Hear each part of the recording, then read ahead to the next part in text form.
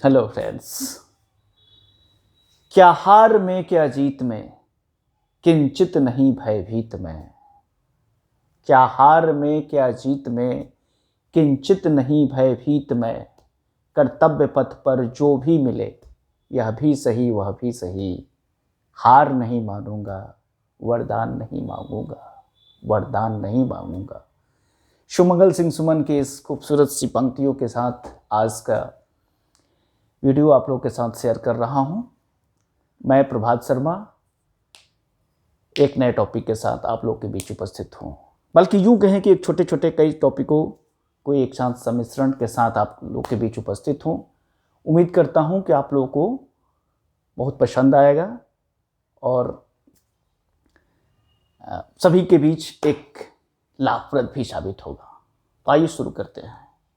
1990 में थाईलैंड में जेमेटिन में एक सम्मेलन हुआ और इस सम्मेलन का नाम रखा गया था education for all. United nation की अनुषंगी संस्था यूनेस्को का एक बहुत बड़ा इनिशिएटिव है कि सबके लिए कैसे शिक्षा उपस्थित कराया जाए, सबके लिए शिक्षा कैसे सर्वसुलभ कराया जाए।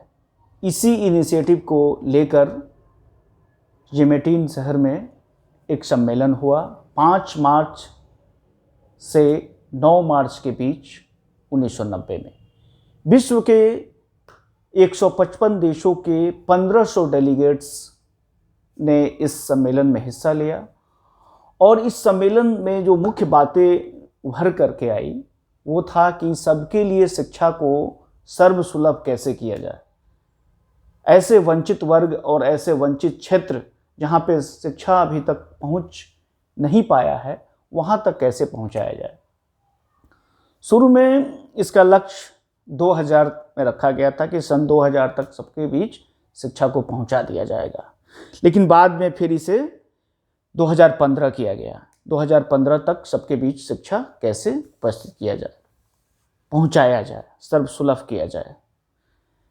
इसमें E9 के देशों के बीच सबसे ज़्यादा ध्यान दिया गया। E9 से तात्पर्य है, E से तात्पर्य है एजुकेशन और 9 का मतलब होता है कि 9 देशों का एक समूह। यह 9 देश जिसमें Bangladesh, Brazil, China, Egypt, Indonesia, Mexico, Nigeria, Pakistan और भारत, ये ऐसे 9 देश हैं जहाँ की पूरे विश्व की जनसंख्या का लगभग 60%, मतलब आधे से अधिक 60% जनसंख्या निवास करती है और 75% निरक्षरों की संख्या यहीं पे निवास करती है।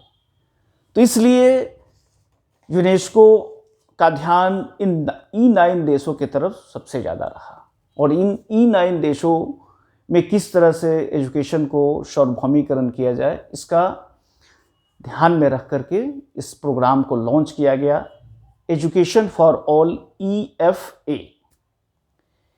इसके तहत यह एक प्रोग्राम लाया गया कि पूरे देश में जिन जिन E9 के जो देश हैं वहाँ पे एक अलग से परियोजना का निर्माण किया जाए और उस परियोजना के निर्माण में यह ध्यान रखा जाए कि सबके बीच एजुकेशन को कैसे पहुँचाया जाए।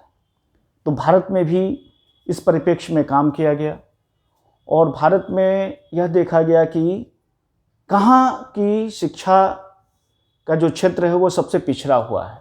तो जाहिर सी बात है कि अब इसे दुर्भाग्य कहें या जो कहें, बिहार का नाम आया कि बिहार में की शिक्षा की स्थिति देश के बाकी क्षेत्रों से काफ़ी पिछड़ी हुई थी और आज भी है। यह सच्चाई हमें स्वीकार करनी है। इसी परिप्रेक्ष्य में बिहार में शिक्षा की परियोजना का निर्माण किया गया 1991 में और इसका नाम दिया गया बिहार शिक्षा परियोजना। इस प्रकार बिहार शिक्षा परियोजना का जन्म भारत में 1991 में इस देश में, अपने देश में, भारत में सबसे पहली शिक्षा परियोजना बना बिहार शिक्षा परियोजना BEP 1991 में। इसका उद्देश्य सामान्य सा उद्देश्य था कि कैसे सबके बीच